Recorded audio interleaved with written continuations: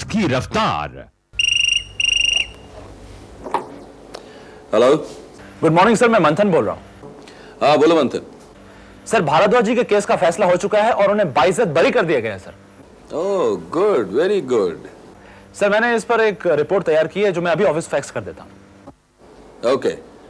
Hello, हाँ मंथन भाई, मैं शाम को भारद्वाज जी को डिनर में बुला रहा हूँ, तुम भी आ जाना घर पे। Okay okay sir, thank you sir. Okay.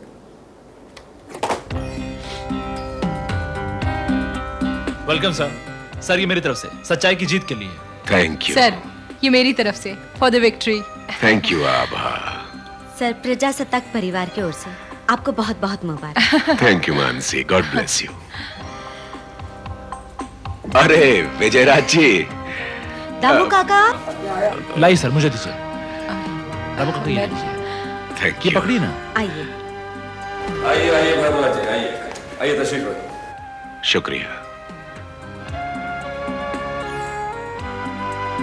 Sir, अब तो आप इस केस से पूरी तरह से बाहर निकल ही चुके हैं, तो आपका अगला कदम क्या होगा? आप ऑफिस कब ज्वाइन करने वाले हैं? सर, आपके खिलाफ साजिश करने वाले को एक सजा मिनट, मिलेगी। एक मिनट। भाई विजयराज जी, मुझे जो आपका मैसेज मिला था उसमें कहा गया था कि मुझे डिनर के लिए आपके यहाँ आना है। हाँ हाँ, ये बिल्कुल झूठ है। झूठ? हाँ, यहाँ तो प्रेस कॉन्फ्रेंस हो रही है। पूरे 3 के 3 पत्रकार मुझ पर टूट पड़े हैं। आई एम सॉरी सर, मेरा कहने का मतलब ये हरगिज नहीं था।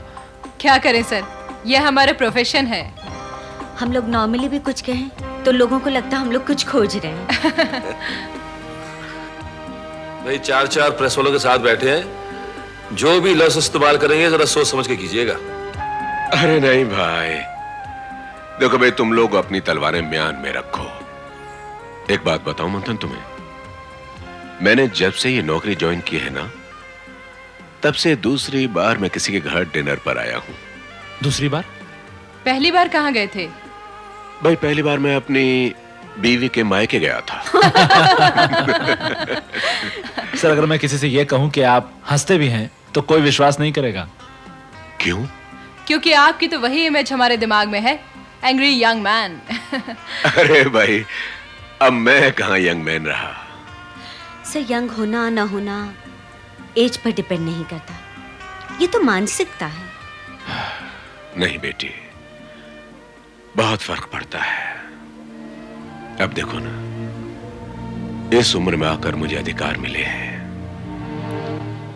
बहुत कुछ करना चाहता था जो शायद अब नहीं कर पाऊंगा।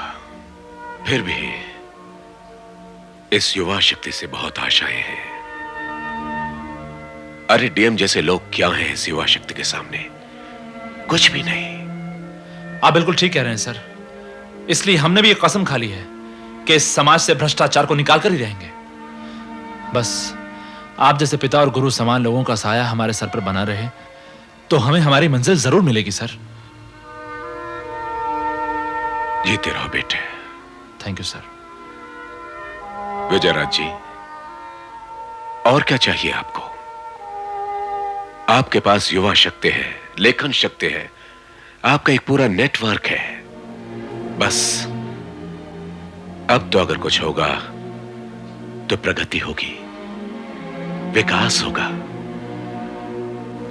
इसी आशा को लेकर प्रजासत्ताक ने जन्म लिया था और इसी आशा को लेकर प्रजासत्ताक जिंदा रहेगा।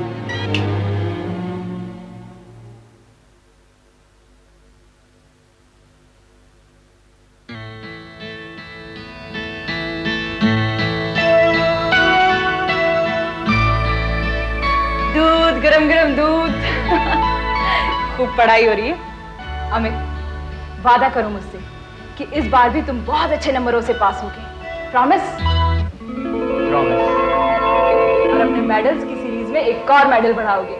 हाँ दीदी, मैं कोशिश करूंगा, क्योंकि मैं भी चाहता हूँ मैं पढ़ाई और खेल के मैदान में फिर से फॉर्म में आ जाऊँ। मुझे पूरा यकीन है, क्योंकि तुम्हारी प्रतिभा सोई है, खत्म नहीं हुई। Good night.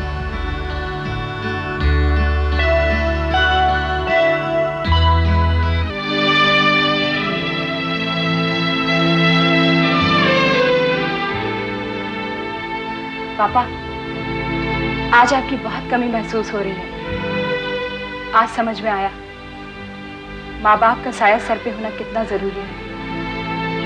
मेरे लिए नहीं, लेकिन अमित के लिए। पापा, आप बॉम्बे जल्दी वापस आ जाइए। गुड नाइट पापा।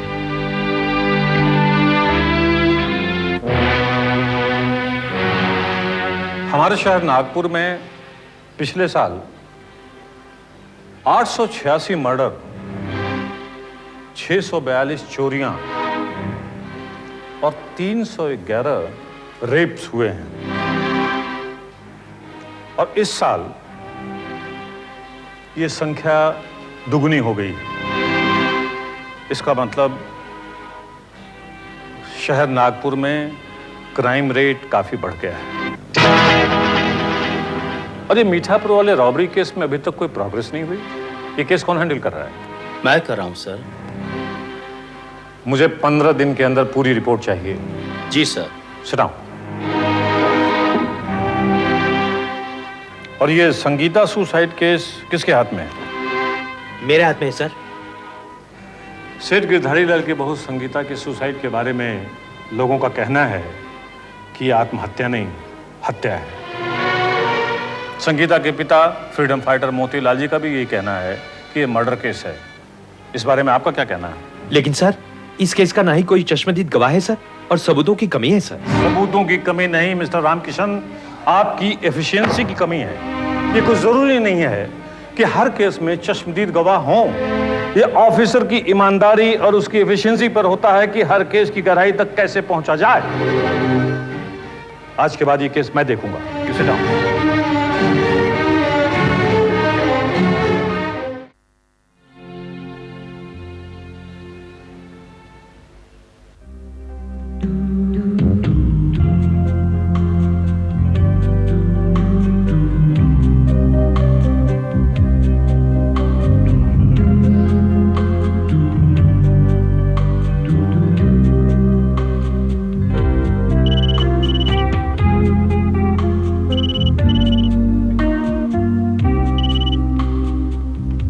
हेलो। हेलो आभा जी। हाँ आभा जी, मैं विक्रांत बोल रहा हूँ। विक्रांत, इतनी रात गए कैसे फोन किया तुमने? क्या करें आभा जी, बात ही कुछ ऐसी है। आप जानती हैं आप इस वक्त मेरे सामने मौजूद हैं। जी हाँ, बिल्कुल अलग अलग रूप और रंगों में। ये कैसे पॉसिबल है? इट इज पॉसिबल आभा जी, या बिलीव मी। भाई आपकी तस्वीरें जो हैं हमारे सामने। ओह आई सी।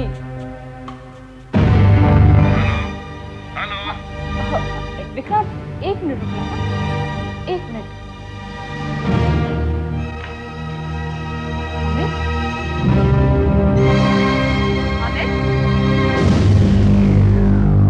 अमित? अमित? अमित? अमित?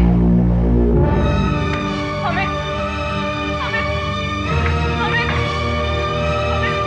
अमित कहाँ हो तुम? अमित? अमित? अमित?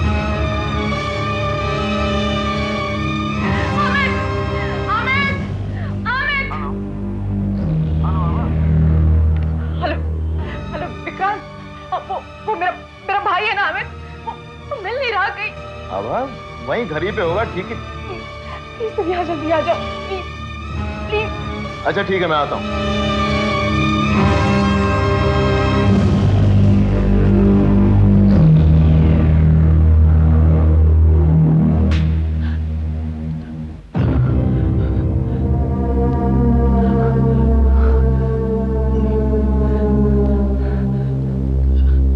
एंथोनी भाई, मुझे प्लीज एक पैकेट दे दीजिए एंथोनी भाई। डोंट वरी आभा, हम उसे ढूंढ निकालेंगे। उसे देर रात बाहर जाने की तो आदत नहीं है।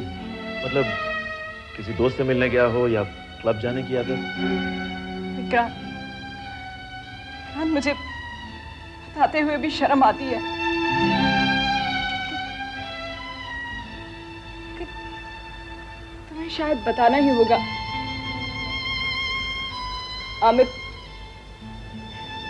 अमित ड्रग्स लेने लगा है।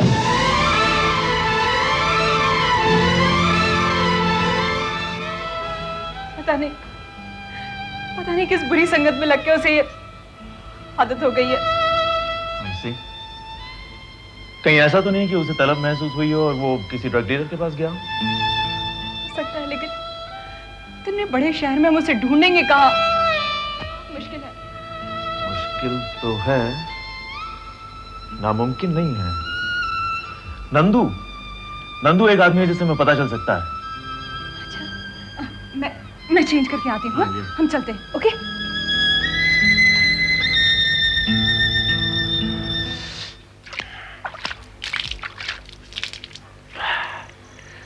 चिंता मत कर, अमित का पता जरूर चल जाएगा। इस इलाके में 3-4 अड्डे हैं ड्रग डीलर्स के। फिर हमें उसे तलाश करने में देर नहीं करनी चाहिए। नहीं, क्या है, लेकिन नक्की अंदाज लेना चाहिए कि कहाँ होगा वो। पोतिया के अड्डे पे? नहीं, मार्टिन के मर्डर के बाद तो पोतिया का अड्डा बंद हो गया ना। और रघु का अड्डा तो पिछले हफ्ते वहां पर पुलिस की रेड गिरी, तो वहां भी नहीं। अंबोली नाका, हाँ, एंथनी का अड्डा। मैं कल तक आपके पैसे पहुंचा दूंगा। प्लीज एंथोनी भाई, मुझे एक पैकेट दे दीजिए एंथोनी भाई। मैं कल तक आपके पैसे पहुंचा दूंगा। एंथोनी भाई प्लीज मुझे एक पैकेट दे दीजिए।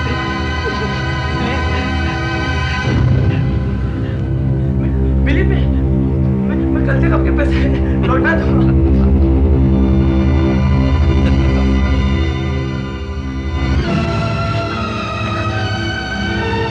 क्या भिखारी की तरह भीख मांगता है? यहाँ रोकड़े का धंधा चलता है, रोकड़े का। मैं कल आपके पैसे लौटा दूंगा एंथोनी भाई। एक पैकेट। अबे कल किसने देखा? चल फास्ट।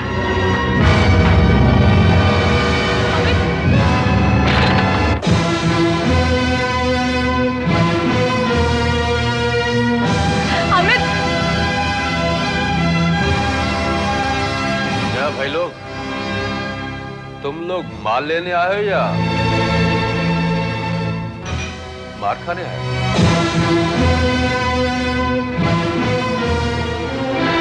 अमित, क्या कर रहे हो तुम यहाँ? क्या कर रहे हो तुम यहाँ? क्या कर रहे हो तुम यहाँ? क्या कर रहे हो तुम यहाँ? माल का तो मालूम नहीं, पर मार का बोनस तो दे ही देता।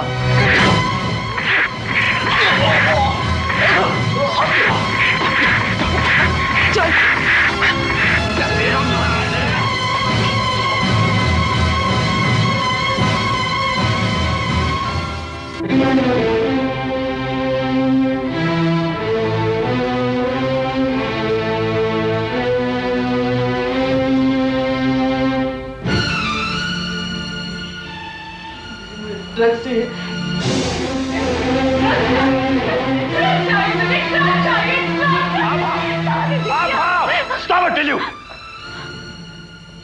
मैं जानता हूं इस नशीले जहर की आदत ने अमित को एक ऐसी चिकनी जमीन पे लाके खड़ा कर दिया जहां उसके खड़े होने के सारे खत्म हो चुके हैं।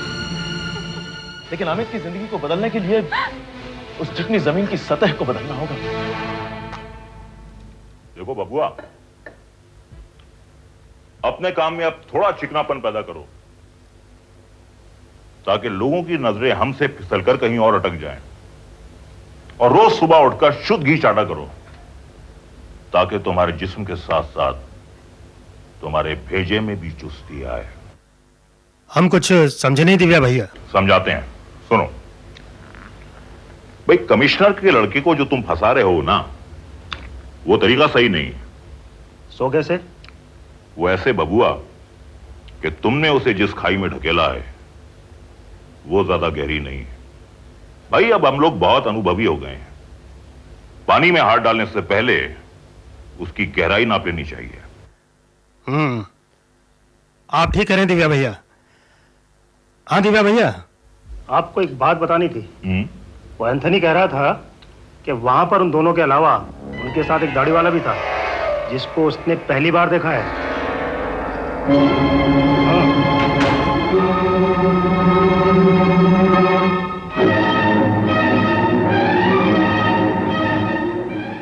भैया जरा आहिस्ता आहिस्ता, इस गाड़ी को भी अपने बाप की गाड़ी समझो।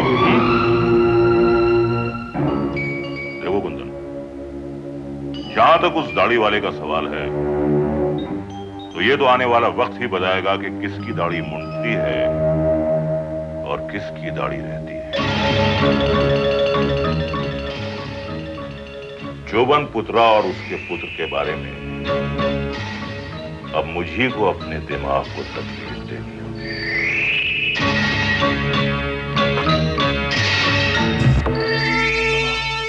सफल कुमार, गम को भुलाने के लिए शराब की इजाद सदियों पहले जरूर किसी महापुरुष ने की होगी, क्योंकि अगर ये शराब ना होती तो आज हम और तुम अपना गम कैसे बांटते। तुम बिल्कुल सही कह रहे हो मधुकर। हमने कितनी मुश्किलों से भरद्वाज जैसे खूंखार पागल शेर को पिंजरे में गिरफ्तार किया, लेकिन यह अंदेशा नहीं था कि इतनी जल्दी बाहर भी आ जाएगा। वो दो कौड़ी का कुलकर्णी इतनी जल्दी पलट गया। इसमें गलती तुम्हारी है सफल कुमार। तुम्हें पता है ना कि उस दिन तुमने उसके साथ कैसा सलूक किया था। अरे गलती मैंने की, मैं मानता हूँ, लेकिन तुम खड़े खड़े क्या कर रहे थे? तुमने मुझे समझाया क्यों नहीं? गलती की है तो अब उसका मुआवजा भी भूलो। सफल कुमार, दरअसल तुमने एक छोटे से चूहे के गले में एक खूंखार शेर के पिंजरे की चाबी डाल दी। उस चूहे ने अपनी औकात दिखा दी और भारद्वाज छूट गया। तुम्हें एक कहानी सुनाता हूं सफल कुमार, ध्यान से सुनना। अब तुम्हारी कहानियां भी सुननी पड़ेगी। सुनाओ सुनाओ। ध्यान से सुनो, ये कहानी भविष्य में तुम्हारे बहुत काम आएगी। एक बार एक चील ने एक शेर के अनाथ बच्चों को अपने पास पनाह दी। वो बेचारी बरसात के दिनों में भी उन बच्चों को अपने परों की छांव में छुपा कर रखती थी। कुछ दिन बाद उस चील ने चूहे के बच्चों को भी अपने पास पनाह दी। तो जानते हो चूहे के बच्चों ने क्या किया? चूहे के बच्चों ने उस बेचारी चील के पर काट दिए। यही हाल कुलकर्णी ने तुम्हारा किया। तुमने कुलकर्णी को पनाह दी और उसने तुम्हारे ही पर काट दिए। दरअसल तुम कुलकर्णी की जात को पहचान नहीं सके, इसीलिए अब आंसू बहा रहे हो। लेकिन एक बात है सफल कुमार, कि ये हम लोगों की दूसरी शिकस्त है, और दोनों शिकस्तों का कारण है वो भारद्वाज। और अब उस भारद्वाज का कोई ना कोई परमानेंट इलाज करना ही पड़ेगा। तुम बिल्कुल ठीक कहते हो मधुकर। ये भारद्वाज ने मेरी नींदें हराम कर दी है, लेकिन मैं भी उसे चैन से सोने नहीं दूंगा, नहीं सोने दूंगा।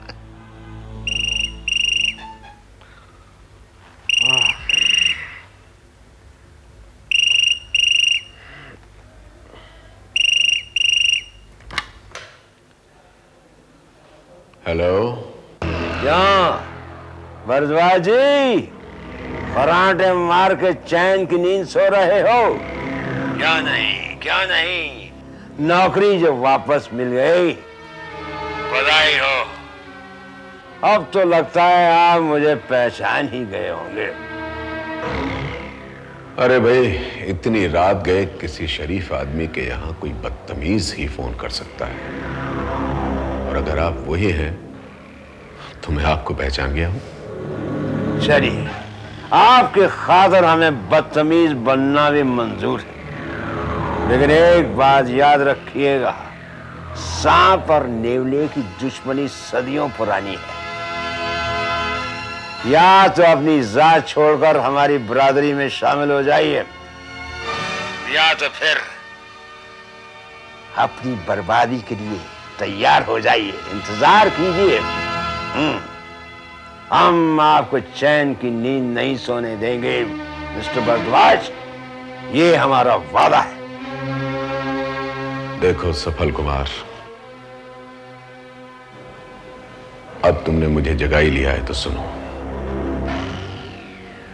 वादा निभाने का वक्त अब मेरा है। सिर्फ आज की रात तुम चैन की नींद सो लो, क्योंकि कल से तुम्हारी नींद हमेशा के लिए गायब हो जाएगी। मैं तुम्हारे अरमानों की धज्जियां उड़ा दूंगा और कल सवेरे ये तमाशा देखने तुम जरूर आना। ओके? शुभ रात्रि।